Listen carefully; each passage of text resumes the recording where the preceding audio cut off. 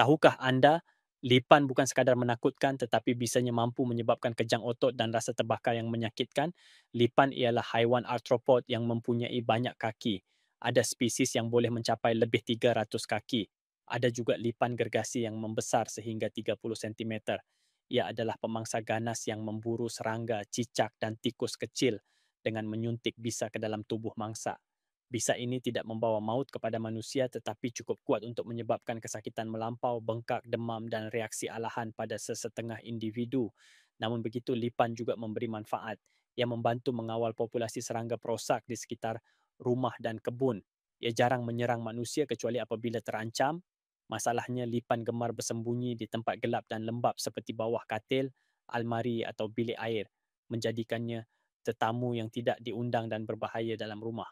Pernahkah anda berdepan sendiri dengan lipan besar di rumah? Kongsikan pengalaman anda di ruangan komen dan jangan lupa untuk like dan kongsikan video ini supaya lebih ramai tahu bahaya tersembunyi di sebalik makhluk berkaki 100 ini.